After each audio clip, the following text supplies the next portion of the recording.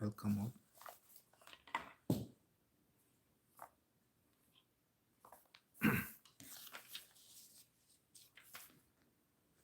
So we are continuing with the 13th chapter of Gita.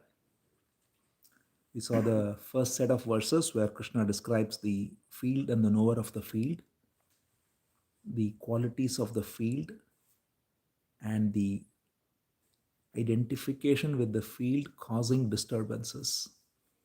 And then the ways of living that removes that false identification by living free of pride, by living with honesty, with purity, with the senses regulated, and so on.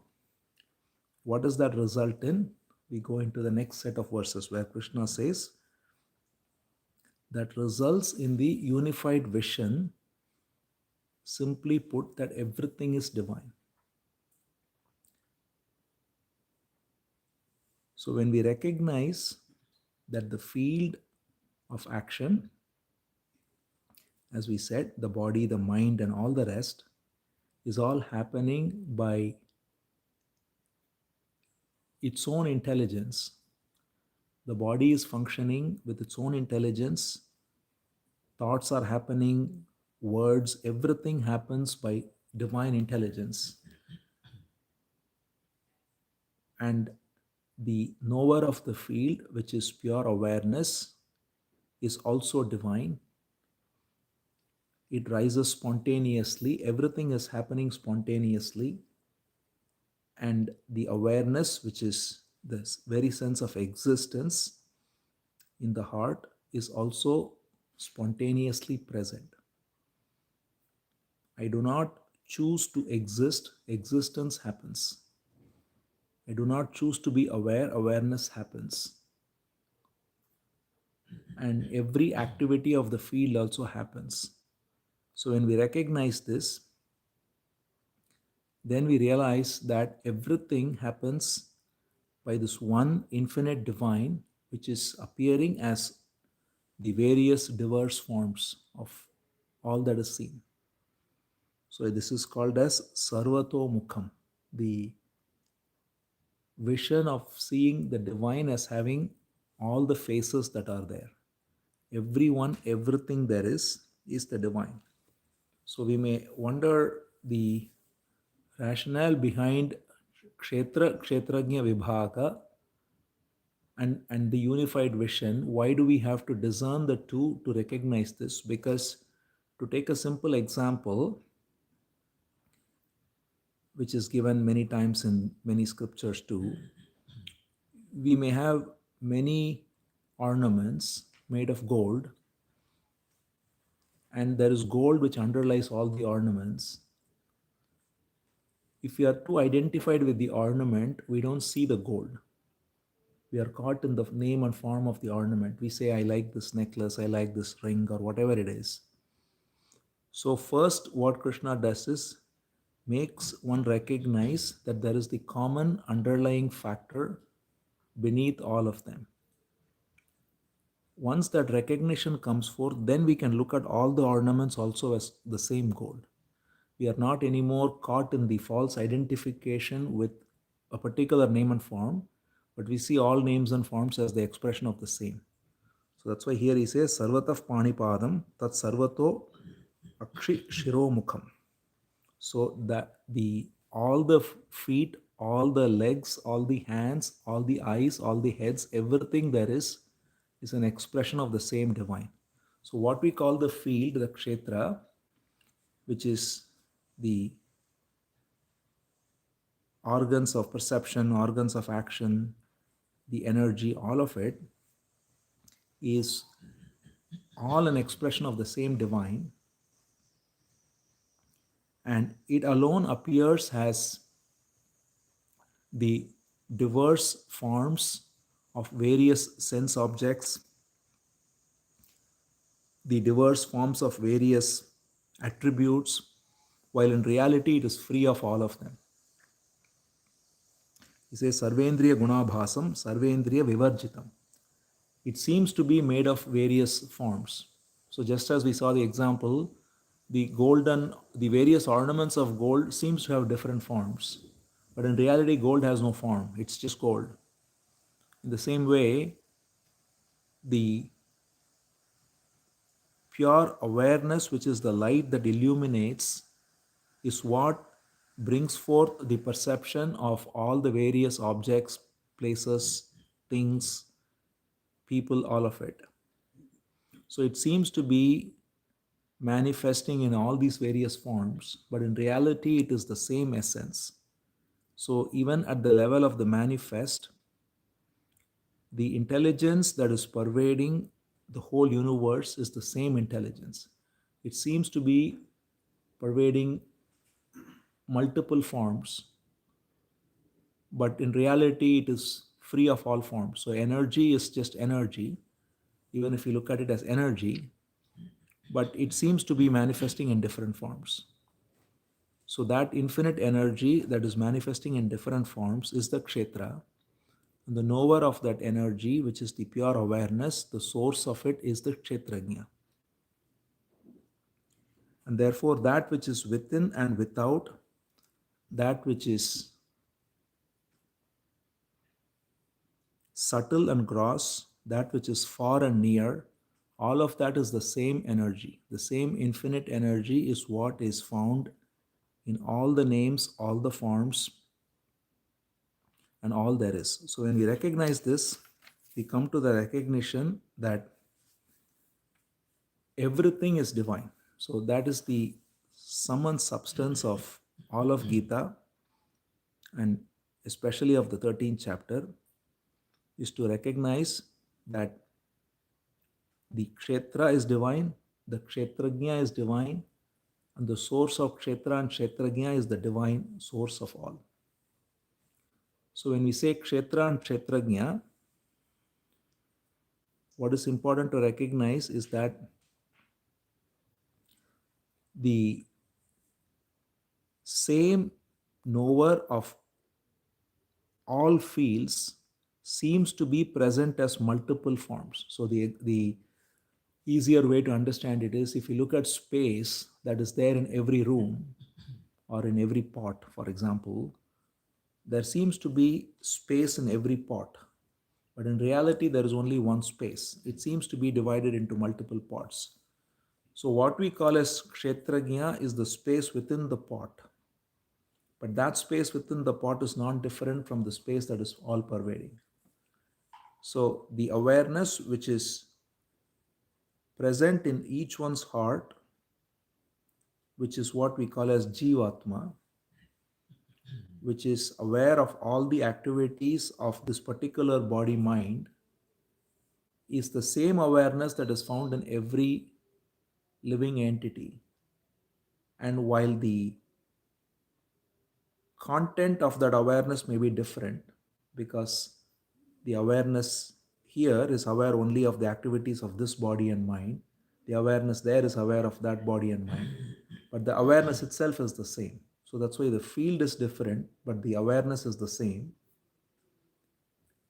And the question may come as to the knower of the field, the Kshetrajna, is whether it is different because I am not aware of your thoughts and you are not aware of my thoughts. So that is why Krishna points out that the Kshetrajna is the same awareness within all the fields, and in reality, it is not different from the awareness that is free of all the fields as well. So just as the space that is all pervading is found to be located in different pots, and in each pot we have space, but it seems to be the space within a pot, but in reality, all there is only one space that is pervading all the pots. In the same way, there is Kshetrajna, who is the awareness in the heart of every living entity, but it's the same awareness pervading everywhere. So when we recognize that there is the same awareness that is pervading everything, and the same energy which is Kshetra, which is manifesting as all the various names and forms, then we know all that is to be known. That's why Krishna says, Iti kshetram tata jnanam nyayam choktam samasatah madbhakta etad vignaya madbhavayo upapadyate. So when we know this, this is all there is to be known. Of course, there's many little things to be known for our transactional activities, right? But when it comes to the wisdom of how to live life sanely, peacefully, free, all we need to know is only this wisdom, that everything that manifests is the kshetra, the field, and the knower of the field is unaffected by the activities of the field. And we don't have to know it as an object of knowledge, but we can recognize it as a direct realization in our heart. So we can always, that is why, inquire within at any given moment. And if we just sit in meditation, that is exactly what meditation is to recognize the ground of awareness in which thoughts rise and fall, in which breathing happens, in which feelings come and go, in which everything is perceived. So if I just recognize what is it that is aware of all of this, there is the sense of existence as I am. That very sense of existence as I am is choicelessly aware. It is not even choosing to be aware. It is choicelessly aware of all that rises. I don't have to make any effort to be aware. Awareness happens. The only effort that is necessary is to not wrongly identify with what rises and falls. So if I close my eyes and see breathing happening, if I identify with the breath, then I would think I am breathing. But breathing is happening, and there is an awareness of this breathing happening. And therefore, the awareness is nearer than even the breath. That is why the Upanishads say it is closer than anything that there is. It is not a poetic exaggeration, it's literally true, because what is closer than even breath, what is closer than everything is our awareness. Because without awareness, without the light of awareness, nothing is known. And that very awareness is the animating aspect of every living entity. And that awareness is what Krishna calls as Kshetrajna, the knower of the field of the body.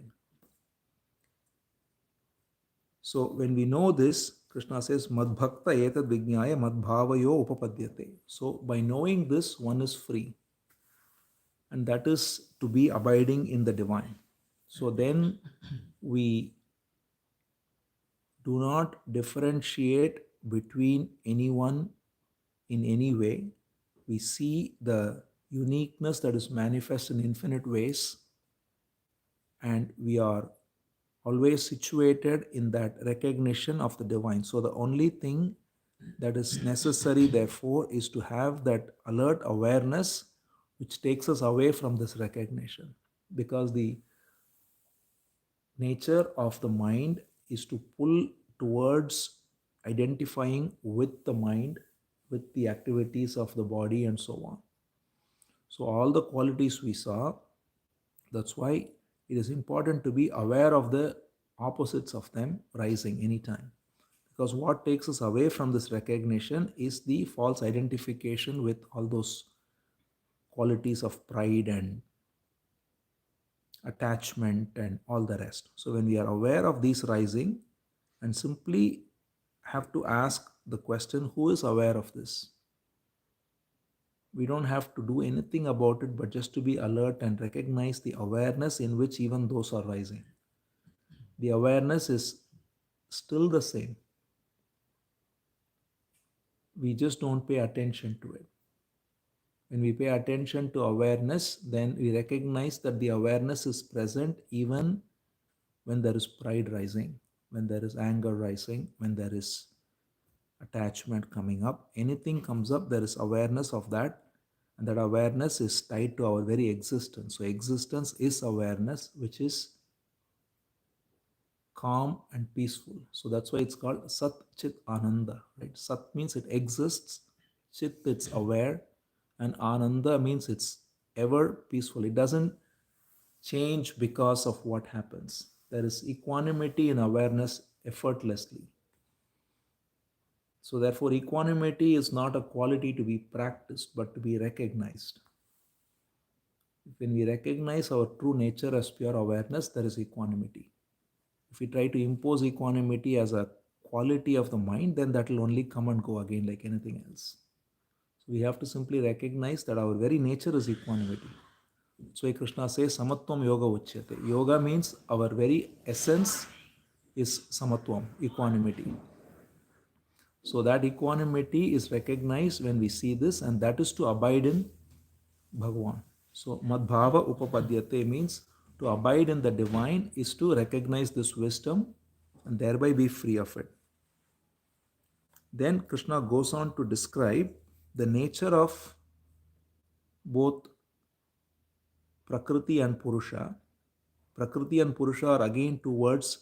There are many different expressions Krishna uses in the Gita, which are all referring to the same. There is Kshetra and Kshetrajna. There is Kshara and Akshara in another chapter.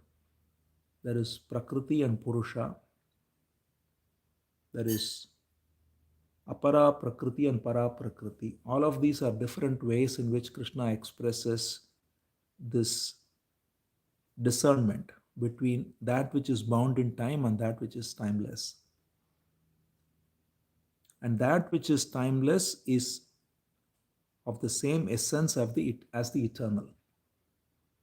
So when we say Jivatma and Paramatma, they are of the same essence because that which is eternal as timeless presence in our heart is the same divine presence in everyone's heart, and it is all there is. So when we recognize this very presence in our heart as I am, as this pure awareness, as existence, which is ever calm, it has no high, no low, it is free of any pleasure or pain, it is free of any positive or negative experience. All experiences happen in awareness. All pleasure and pain comes in awareness. All thoughts come in awareness. So when we recognize awareness, and that requires us to inquire within. That is why it is called as self-inquiry, because we are only inquiring into who we are. If we simply identify with whatever rises as me, then we are caught in that false identification. We think I am angry, I am sad, I am happy, and all the rest. But we recognize that everything happens within awareness. Or the other way is, as Uddhava was told by Krishna, to recognize that everything happens by the divine. Because if we simply recognize that all that happens is an expression of the divine energy, then we are not again identified with what's happening as me. Then what remains is the awareness of it. So total acceptance leads to pure awareness, and pure awareness is total acceptance. That is why surrender is wisdom and wisdom is surrender. Wisdom means to recognize that I am not anything that happens in time. Acceptance or surrender means to fully accept and not resist that anything happens in time by seeing that everything is a divine expression. So when we see that, then we are free of this false identification. And then we see that things happen on their own. So Krishna says that's why Prakritim Purusham Chaiva Vidhi Anadi Ubhavapi. Ubhav means both, right? So the two are both Anadi. They are beginningless. That is, and as we alluded to towards the end of the last session, energy is also without beginning, without end, and awareness is also without beginning and end. But energy manifests through time, and awareness is timeless. But because of identification, this awareness gets superimposed on the activities of the field, and thereby it is experiencing pleasure and pain and so on.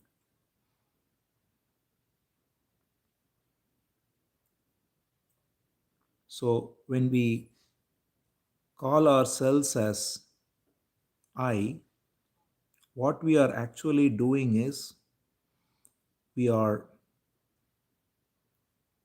superimposing the very essence of our awareness on something that is temporary, coming and going. So we are always, therefore, caught in this duality only due to a false idea. That is the whole point of this teaching, is that the root of all ignorance, the root of all duality is due to a false idea in our consciousness that identifies with that which is changing.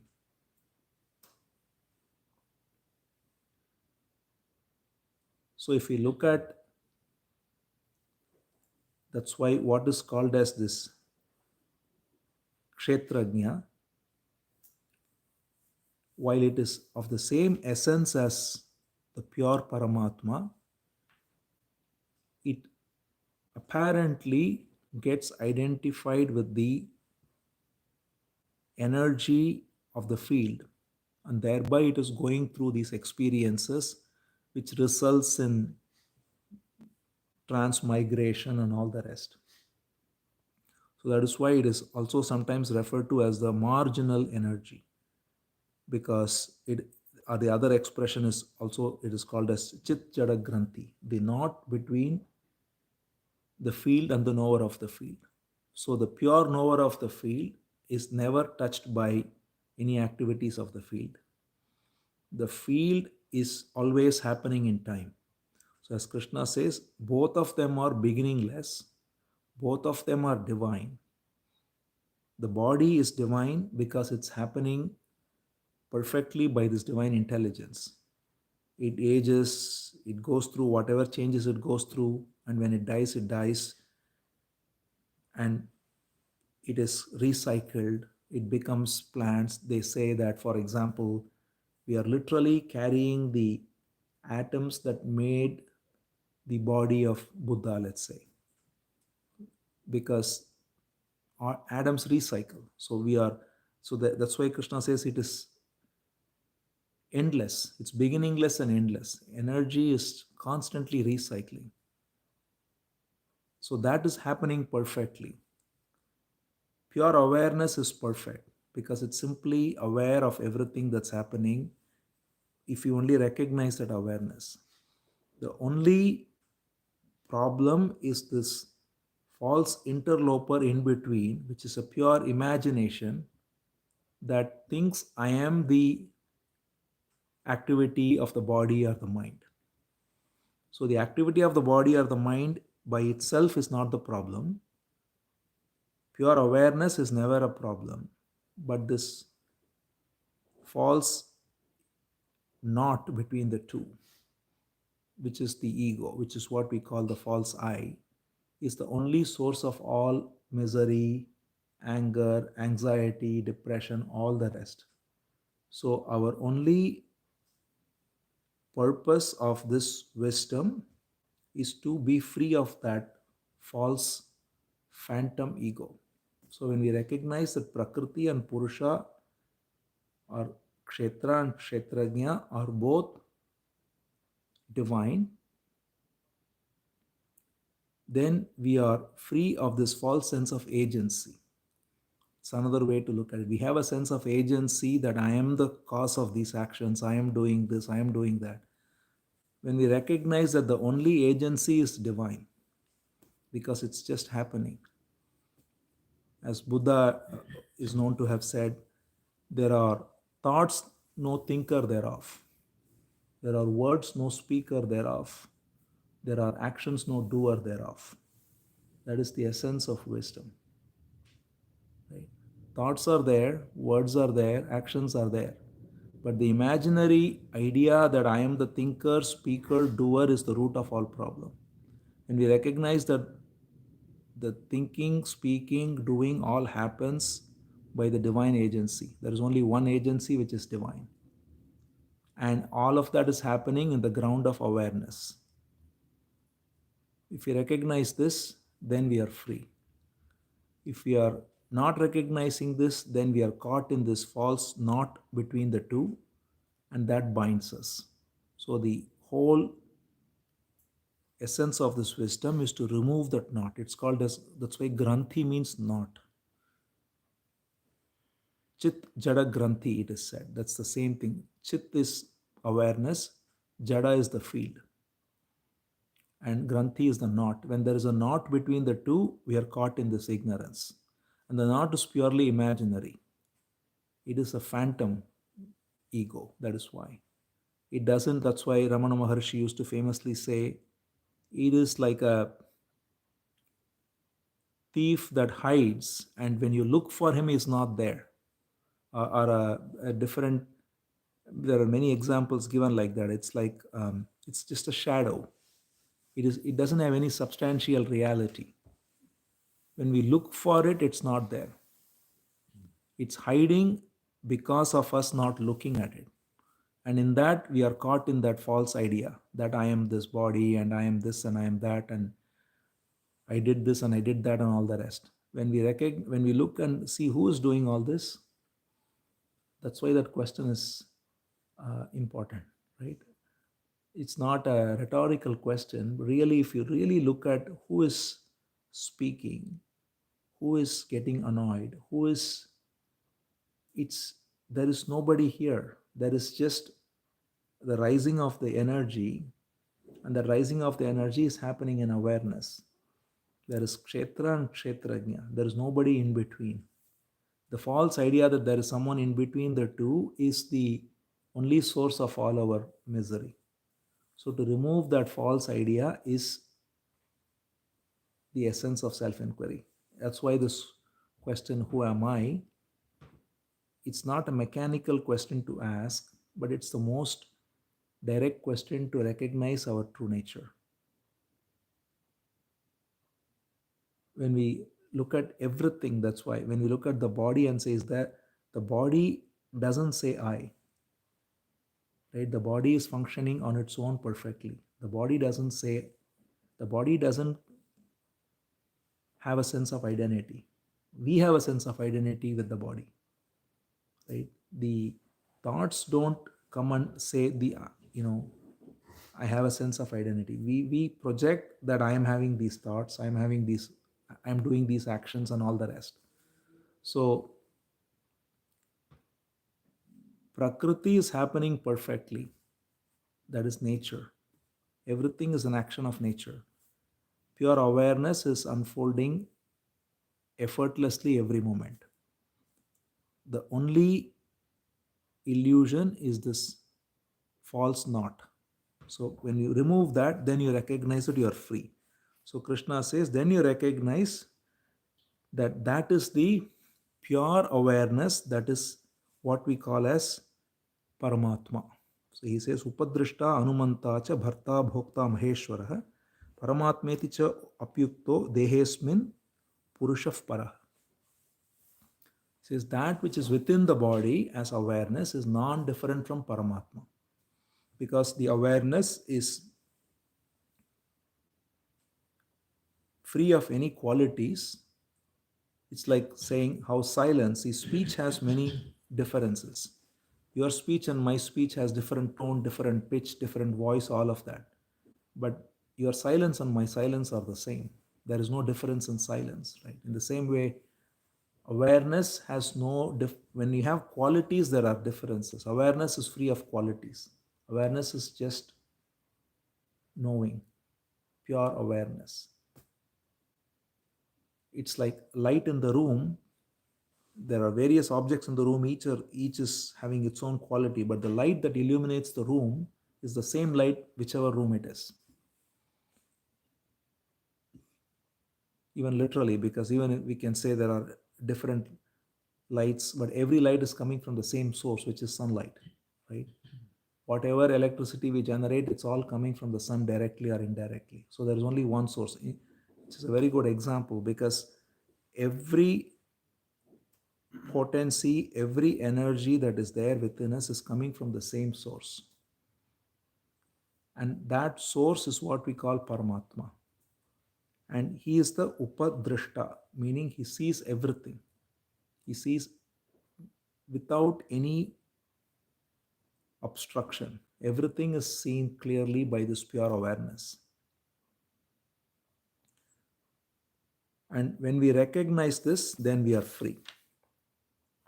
And the way to recognize it, Krishna says, is by dhyana. That's what meditation is all about, which is also by Sankhyena, Yogena, Karma Yogena Chapare. So we either by Sankhya Yoga or Karma Yoga. And both are two sides of the same coin ultimately, because Sankhya Yoga, as we saw, is the discernment of Kshetra and Kshetrajna. Karma Yoga is to thereby be free of any sense of agency. When we recognize that all actions happen on their own and I am not the agent of any of the actions, Krishna says in the third chapter when he discusses Karma Yoga, similar verse comes here also later, where he says, Prakrute kriyamanani gunai karmani sarvashah ahankara vimudhatma kartahamiti manyate.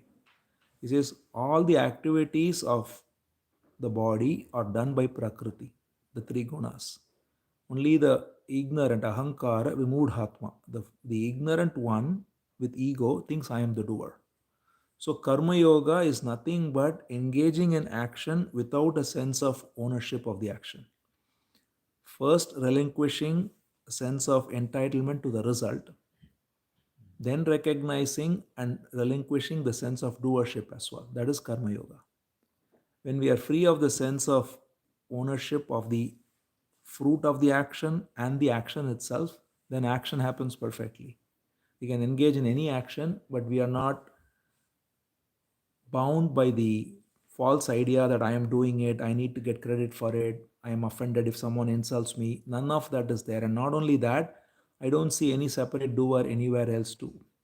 So if someone does anything well, we only give credit to Bhagavan because it's all coming from the same source.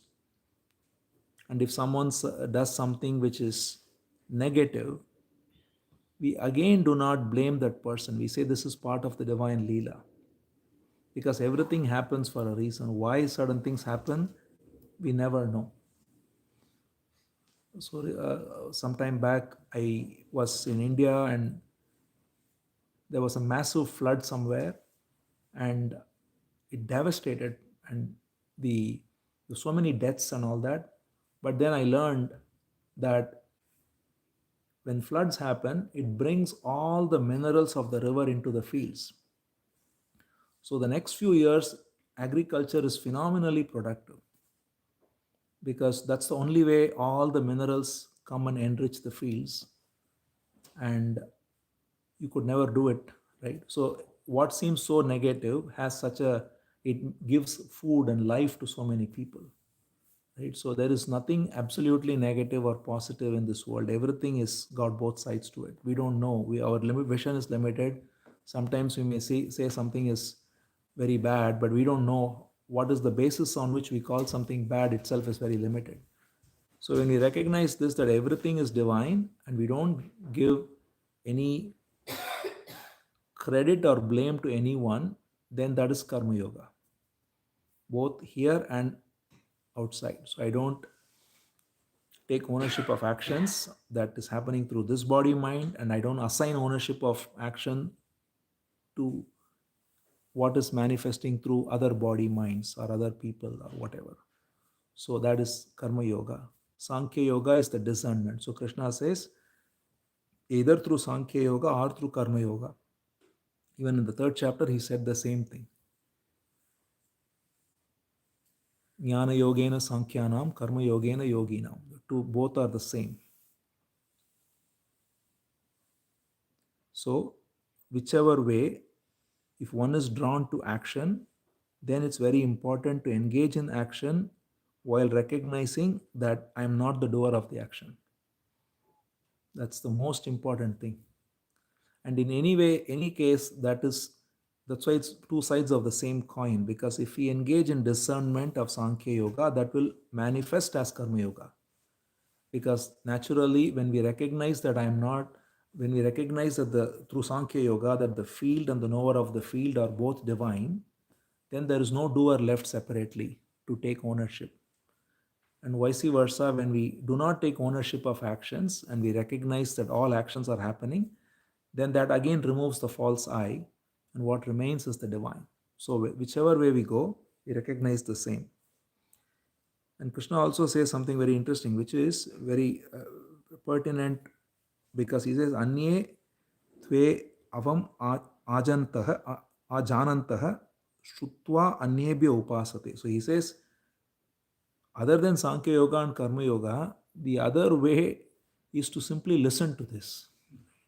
So we don't have to even engage in Jnana Yoga or Karma Yoga if one only listens to this with sincerity. The very listening is enough to awaken this wisdom. That's why Shravanam is given such importance. We don't have to, we sometimes think I have to listen now and then I have to go practice something. But that division is only created by the mind. The very listening is the wisdom directly. So if we recognize the wisdom that Krishna is pointing to, or any great sage is pointing to, and listen to it fully, that's why listening is an art by itself. When we listen, if we are listening with the mind where we are looking to see whether I am agreeing or disagreeing, whether I like it or not like it, then my listening is still happening from the standpoint of the mind. But when I am aware of all those activities too, then there is holistic listening. See, when I'm listening, let's say there is a commentary rising in the head about I like this, I don't like this, I agree with this. That commentary also is only coming from the same field of the mind. And if I identify with that and listen, then I'm listening only partially, right? Because I'm listening as the knowledge, as the memory I have. But when I'm fully aware of that movement in memory too, then I'm fully listening. I'm listening not only to what is being heard, but to the voice within the head that is also listened to. Then there is full listening. There is nothing, then there is no question of simply agreeing or disagreeing. Then there is only awareness. In the very listening, there is awareness. So Krishna says that's why simply by listening, one can recognize this truth and see that everything there is only the union of Kshetra and Kshetrajna. So as we saw, it is awareness that lights up everything, and because of that activities happen. And when awareness and the field come together, there is action. So when someone, that's why when the light of existence leaves, the field is of no use, right? The body is just cremated or buried or whatever, because the animating presence in the body is the very light of existence, which is awareness. When that comes together with the field, then there is activity. So he says, Kshetra Kshetrajna Samyogat Tat Vidhi Bharatarshava. Everything is happening through the union of Kshetra and Kshetrajna. And when we recognize this, then Krishna defines what it is to live this wisdom, which has been already pointed out, but he re-emphasizes that this results in equality of vision. Samam sarveshu bhuteshu tishtantam parameshwaram. One who sees everything as the same divine expressing through all. We don't then make any comparison. We don't judge others. All of these are coming only out of, again, the false sense of agency ascribed to others and to ourselves. In fact, comparison is actually the root of all ills. When we compare, we are always, whichever way we compare, and unfortunately, so much of education today is based on comparison. But real education is free of comparison. To free one from comparison is real education. Because when you recognize that everyone is unique, Everyone is an expression of the divine, and true education is to therefore let each person flower in their uniqueness and not compare with others and try to fit everyone in the same mold. So that's true education, and that comes out of this recognition. That is why all of this is very practical wisdom. It is not something for those sitting in the Himalayas or some sannyasis or some ideas like that. We have seen over and over again in Bhagavatam and other places how this is lived by kings, by regular people in society, having families, and all the rest, because that manifests harmonious living at all levels. So, samam sarveshu bhuteshu. See everyone with this vision of oneness. And that, he says, stops us from destroying ourselves. It's a very beautiful expression. Krishna says, Na hinasyati atmana atmanam. So otherwise we destroy ourselves. We just get caught in this false identification as me, and we judge ourselves. We think ourselves as high or low, be proud or be having inferiority or superiority complex, and then compare with others and destroy others. We do not recognize the beauty that is ever present in our eyes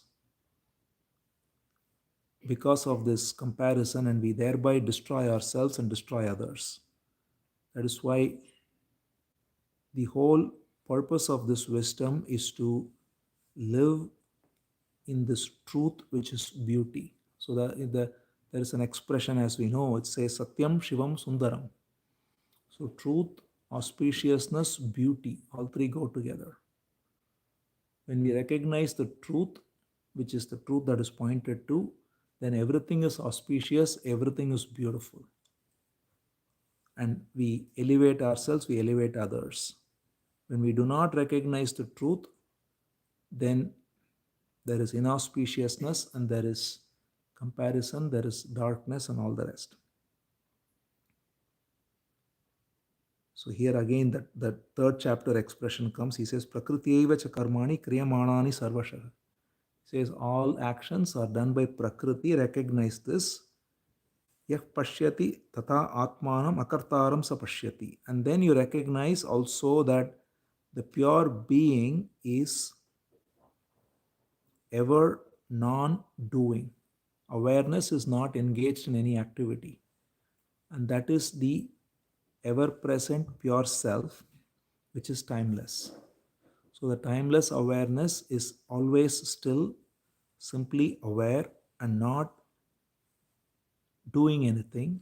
And activities happen in the light of awareness by this divine energy. When we recognize these two alone, it's enough. That's why he says, one who sees this, yaha pashyati sa pashyati. One who sees this sees everything. If you see this, that awareness is ever free, non-doer, simply illuminating the activities, and activities happen in the light of awareness, then activities go on perfectly. The body does what it does, thought is engaged in what is necessary. As we said, that is the true meaning of art. Everything is put in the right place. It is not that we stop thinking, it is not that we stop acting. Everything is happening, but they are all put in the right place. Thinking is necessary for certain activities. We think, acting when necessary, all the rest. The problem we have is we think when it's not necessary. We think all the time. We are always thinking, chattering in the mind, worrying about the past, worrying about the future. So the faculty of thought has a purpose, which is for the transactional needs of life. It can be engaged in technology and so on. But we engage thinking for brooding over things, for worrying, for So that is where thinking is in the wrong place. So putting thought in the right place, putting the body in the right place, which is to see it as the vehicle and not as me and get identified with it and worry about it and all the rest, but keep it in the right place and keep it healthy. Similarly, everything is put in the right place. So that is true art, that is true wisdom. And that happens with this recognition. And when we see this,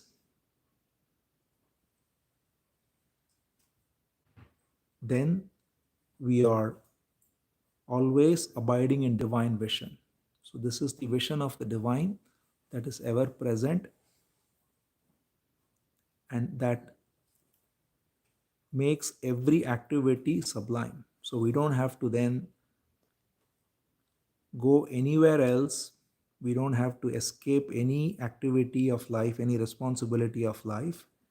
We just recognize this wisdom within and thereby recognize that I am free of any activity of this body and mind, because the body and mind happens with its own intelligence, and I as pure awareness is a fragment of the pure being. So Krishna says in the Gita later, Mamaivamsho jiva loke jiva bhuta sanatana. So the Kshetrajna is an amsha of the Paramatma. That is, the pure being is non-different and only expressing itself through each living entity as Kshetrajna. A nice example to recognize it is, each room has, let's say, a window like this, and the sunlight comes through the window. The window is the Jivatma, which is different in every room, but it's letting the same sunlight in, which is the Paramatma. And therefore, the light that is coming through the window is non different from the light of the sun. And similarly, Kshetrajna is the Amsha of Paramatma. The illuminating principle in each body is the same illuminating principle which is non different from the one illuminating principle of the whole universe, which is pure awareness or Paramatma.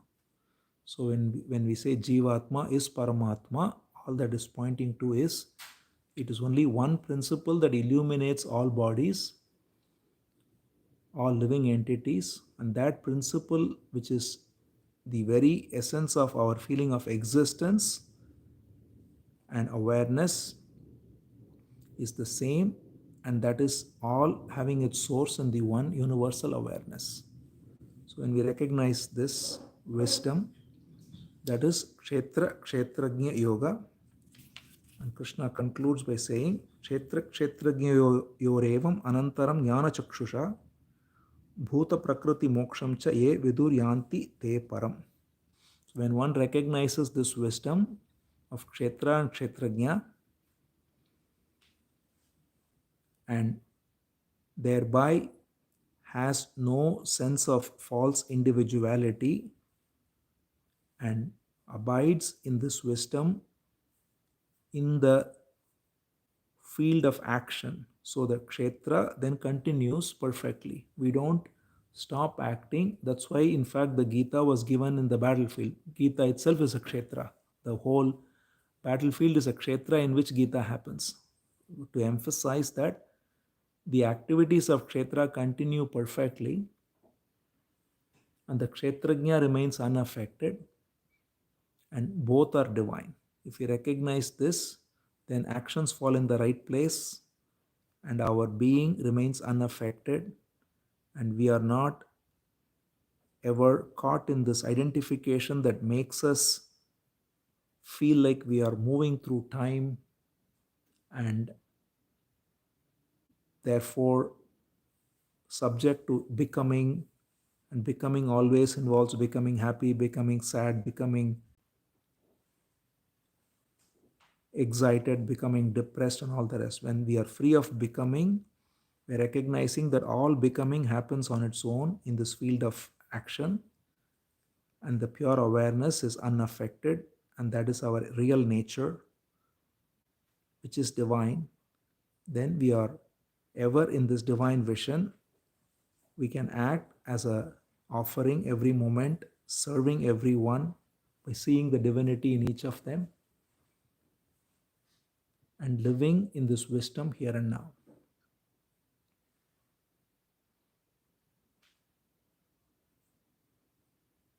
Maybe you can talk a little bit about Krishna's pointing to Arjuna to actually fight, right? He's actually not telling him to fight, but there's a pointer there. Maybe you can talk about that a little bit. Krishna telling Arjuna to fight.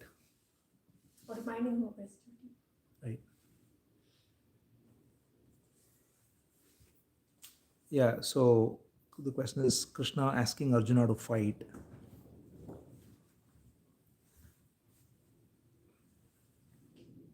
See, as we just now pointed out,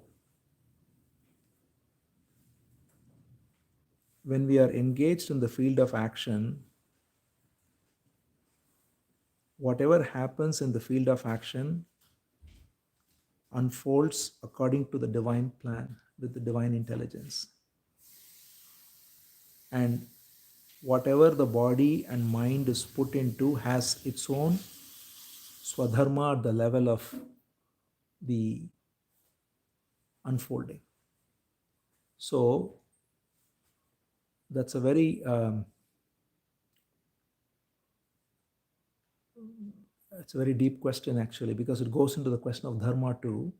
So the reason Krishna asks Arjuna to fight, right? So this is a question that many people ask. Why does Krishna ask Arjuna to fight with this wisdom?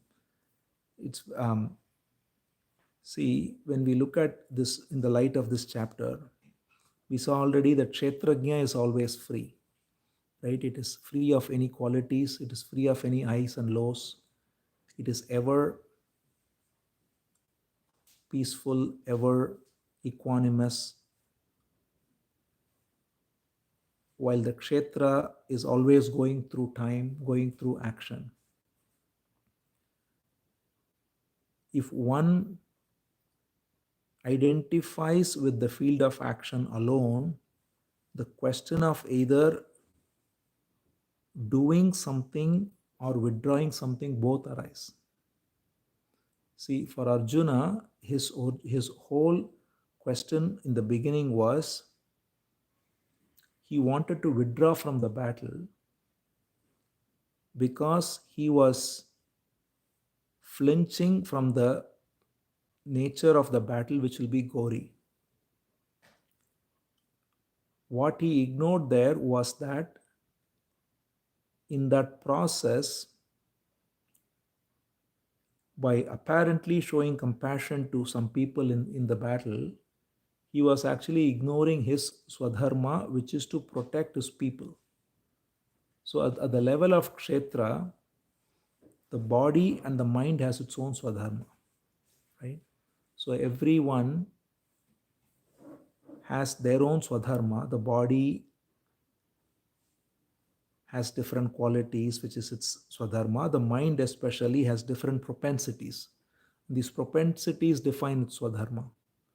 And the propensity of Arjuna is to be a king, a warrior, and to protect his people. And what he did there was, and it's a very instructive lesson in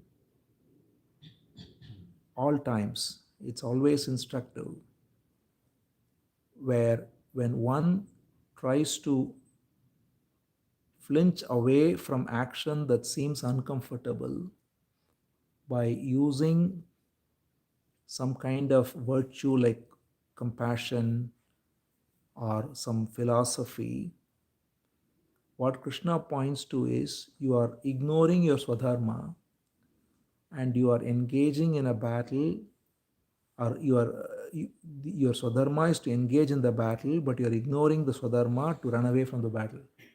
What is your swadharma? Swadharma is to protect the people.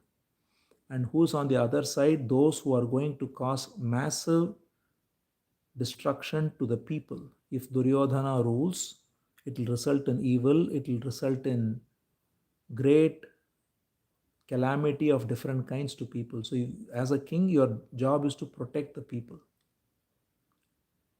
And if it involves killing your own relatives, that is the sacrifice you have to make in order to protect your people. If you falsely say that I am very compassionate and I don't want to kill my cousins and uncles, you are in the process sacrificing the welfare of millions of people, which is your primary dharma. Right? So one has to always recognize what is one's primary dharma, and one good way to look at it is one's primary dharma is what can enable serving everyone with the propensities you have. Whatever talents one has, whatever skills one has, the question always in front of us ought to be, what is the best way to put it to service of others? And that might sometimes result in hard choices like this, hard conflicts like this, because it may not be obvious to us by just looking at the surface what is the right action. So we have to always look within and find out what is the best way to engage in service using the propensities I have. If we actually have that one question, that can always be the right North Star in guiding us correctly. So Arjuna's question there would be, as a fighter, what is the best way to serve? And the best way to serve is to protect his people by removing this evil regime from taking over in the form of Duryodhana. Instead, if he is falsely compassionate to Duryodhana and walks away, he says, I would rather walk away from the battlefield and I don't mind if he rules. But what he effectively says is that it means that he doesn't mind all the people being ruled over by a very evil king. Right? So, at every instance, one cannot flinch away from action. And action, therefore, has to be intelligent. And intelligence in action comes through recognizing the divine within and without, and engaging in serving everyone through the propensities that are there. And that has to be the primary guiding factor. And for Arjuna, therefore, what instruction Krishna gave is, you have to fight, because there is no other. In fact, it is choiceless at that level. If you recognize the truth, then it becomes choiceless. The conflict comes only because the mind puts forth this false choice and thinks that, oh, this is compassion and all the rest. But if you recognize that the very purpose of being a warrior in his case is to protect his people, and therefore the only way to protect his people is to fight that war. Right? And this is true with all of us too, in our different ways. Whatever role we are in, we have to, even if it requires making unpleasant decisions or going through unpleasant circumstances, we have to recognize what is the right action that can serve correctly in the position I am in. And that is the way to reconcile, right? And that's why Arjuna was asked to fight. So this wisdom, that's why it's again, the reason it's given in the battlefield, the reason it's so relevant is because it's not about something that's other than the living that happens here and now. Right? It is about living here and now with intelligence, and not about escaping into some idea or abstraction or philosophy. So it's a living philosophy, and it comes out of recognizing the divine within and without everyone and everything, an action that comes out of it, which is always rooted in love, even if it is outwardly manifesting sometimes as harsh.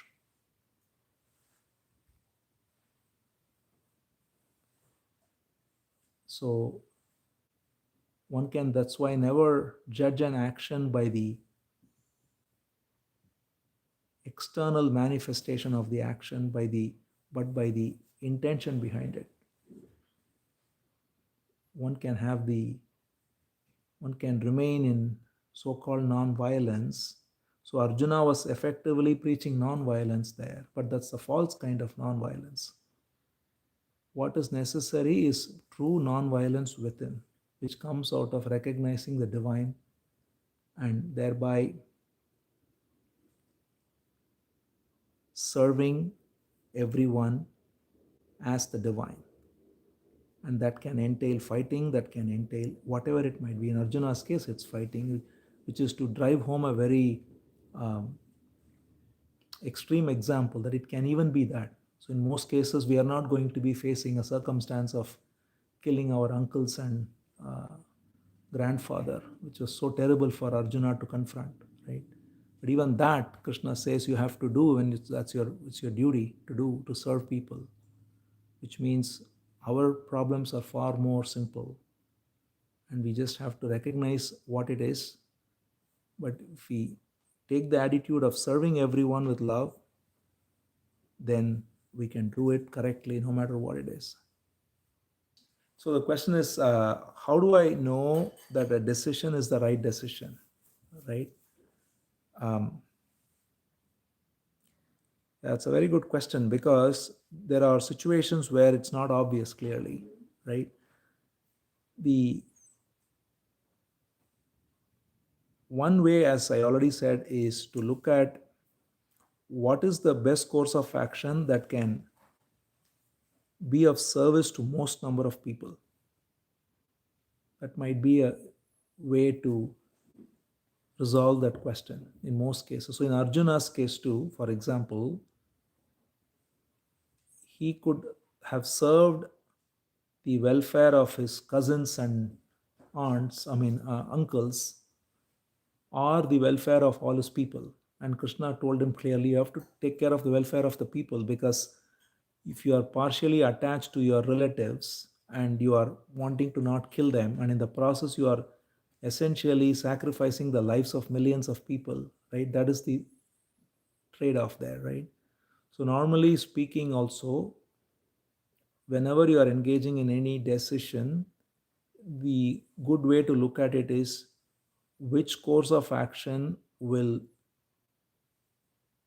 use your talents, your energy to serve the most number of people. That's a good way to look at how I can orient myself in the correct way.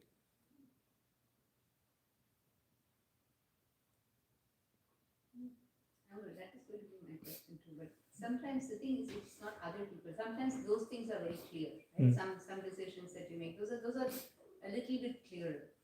But this is decisions which you make for yourself when it's just you involved, or whatever, or just some decisions. The surrender and everything, whatever you accept, comes after the fact, right? But in that moment, like that was like what we were discussing the other day too with the surrender thing. In that moment, I guess if you have real clarity, it's wonderful. Like if Right. you have that mind. But when you're on that journey there, and everything, like even normal decisions which you would have made before you started this journey, which were very clear, which you could see black, white, and a lot of gray in between, but you could pick and choose. But with all this thought, your mind gets clouded, or at least mine does. So at that moment, when you want to make decisions, you're thinking, okay, everything is divine. This person is divine. There's this whole bunch of these things running, and then at that point, like you sometimes forget the question which you're trying to figure it out. It. I don't know. Does that make sense? Or do you just stick through it and then? No, I mean,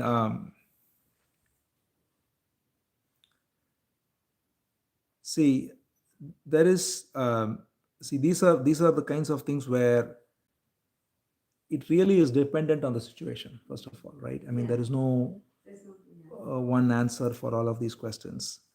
Um, one way, for example, the Upanishad says, one of the Upanishads says, either make a decision if it is clear to you choicelessly, or go seek the counsel of someone who can give you the decision.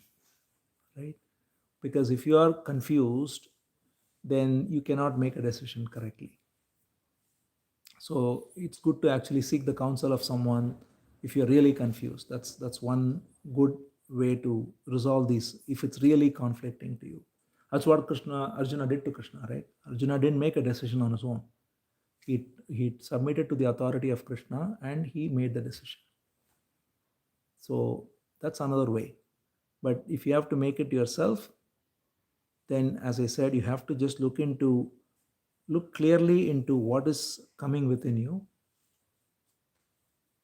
See, that everyone is divine is not something to be believed, first of all. You see this clearly that everyone and everything is an expression of the divine by just this inquiry into, as we saw here, the field and the knower of the field. You see that every action of the body of everyone is happening by its own intelligence. There is nobody doing it, it's just happening, right? So that's why in Bhagavatam, for example, everything, see, Hiranyakashipu, who is the worst demon, is actually, and Hiranyaksha, they are actually Jaya and Vijaya. The story says that Jaya and Vijaya, who are the attendants, are the ones who are born as Hiranyakashipu and Hiranyaksha. Which is a way of saying that the worst evil is also divine. It just comes, there is, and without Hiranyakashipu, we will not have the story of Prahalad, right? So evil has its role to play for various events to manifest. So everyone is divine, everything is divine. Now you have to figure out what is the best way to act at any given situation based on the situation first, and also this recognition that your higher order bit is to remain free of any conflict peacefully, right? So what is it that makes you remain not caught in all these mental modes but be peaceful? And that is your course of action, and that comes when you serve people, when you engage in serving others. But when it's even for yourself, what is the best answer there also is, again, what is the best way to serve your own being, right? If you are, for example, making some decision that is giving you short term, that can give you short term pleasure but hurting you long term, that is not serving yourself, right? You're actually hurting yourself, which goes to even, for example, Ramani's question earlier, right? If you are the if there is a decision to go to a, let's say, some kind of a secular gathering or a satsang,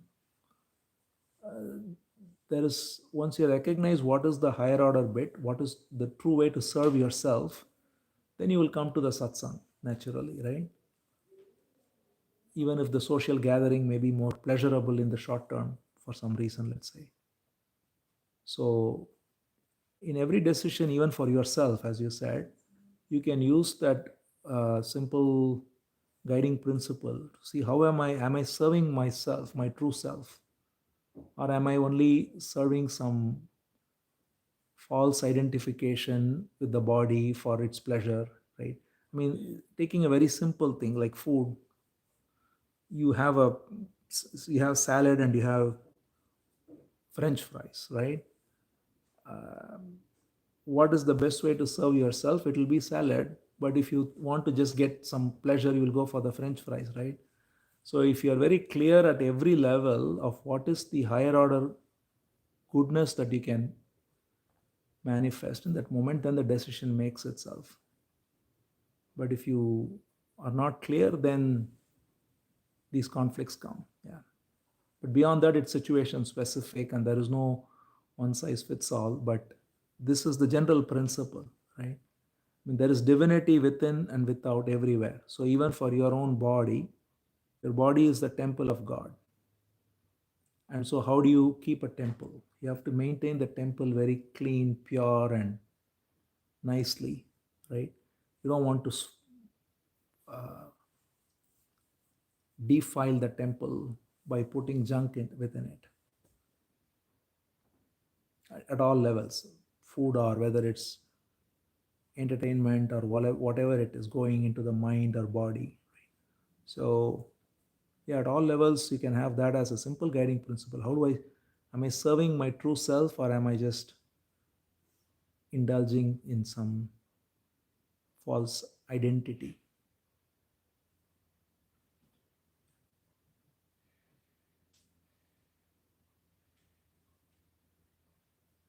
And question. Yeah, yeah.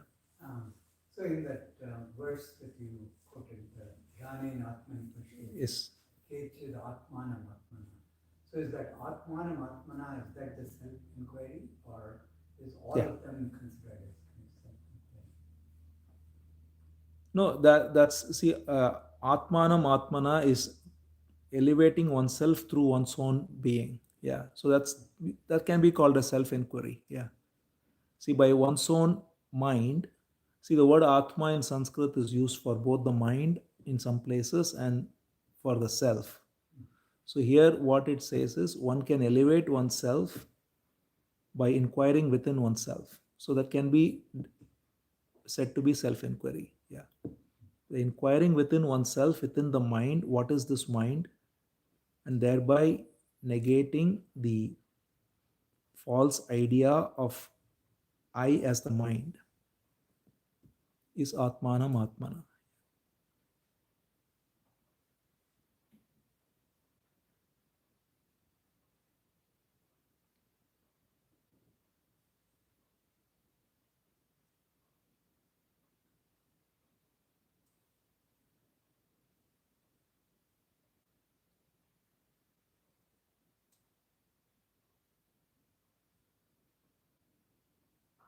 The whole pointer of this chapter, therefore, is to, in that very verse, right? Sankhya Yoga and Karma Yoga are mentioned. And this dhyana results in both. So when we meditate upon these verses, meditate upon this essence of the wisdom, then we recognize the divinity that is all pervading. And therefore, inwardly, we are free. We are not identified with the body, with the mind, and with all the rest as oneself, and thereby judging and comparing and all of it. And outwardly, we are engaging in action as an offering, as a service. Karma Yoga. That is, we do not seek for credit, we do not fear blame, we do not feel entitled to any result. We just engage in action in the best possible way to serve everyone. And the highest service is, of course, to also share this wisdom, right? So when we share this, we are also helping others as well in coming to this platform where they can again offer their potential in the service of society. So, the simple but very powerful pointer of this whole chapter is this clear recognition that the field of action is always divine and happening on its own, and there is no self there. And the self that is ever aware of all this entire field of action as the knower is divine as well. And that is the same as the all pervading pure awareness, which is manifest in each one's heart as localized awareness. So, the localized awareness is what we call Jivatma, which is non different from the all pervading awareness, which is Paramatma. So, therefore, there is no me in either the field or in the knower. There is only Bhagavan. It is Bhagavan and his energy. And when we recognize this, then everything falls in the right place. We act as ordained with all the energy we have, with all the faculties we have. Do not claim ownership of any of the actions. And the awareness in which all the actions unfold remains ever untouched.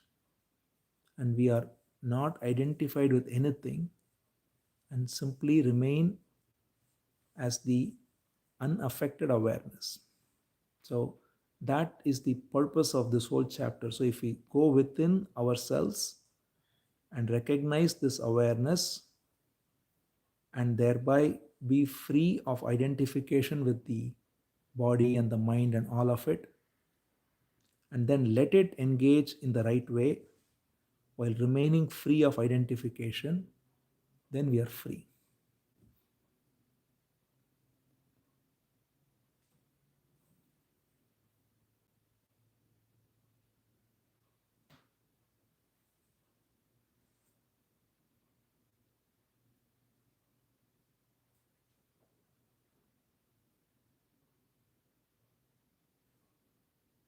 And all those qualities are very helpful in that as you said, 7-11. That's why that's so important to be those verses from 7th to 11th verse, which is what is called a 7-11, where it talks about being free of pride, being free of attachment, being free of any kind of association with unnecessary activities and company, not defiling oneself in any way. All of this is very essential, because once we do all this, then we are automatically freed of this false identification, because those only feed them, pride and attachment and wrong association and consuming indiscriminate content and all the rest. When we discipline ourselves, live in a regulated way, and take in only that which is elevating ourselves, that's what is Atmanam Atmana. Just elevate ourselves by our own actions, by our activities, by our association, then we recognize this, and that recognition then reinforces them, and we get more and more taste for living this life of purity and discipline and recognizing divinity everywhere. And that's the whole purpose. So that's the simple pointer of this chapter, which is so powerful. So that's why again we began by saying Ati Sulabham. It's very simple. There's nothing very complex about this, right? We just have to recognize these two things. That's all. Only two things are pointed out: that the field of action and the knower of the field. The field of action, which is the body and the mind, happens without any individual doer. And the knower of the field, which is pure awareness, is not doing anything, it's simply aware. And the field and the knower are divine. When we know this, we are free. Then actions fall in the right place, awareness is recognized as our true nature, and we engage in activities while remaining as this awareness.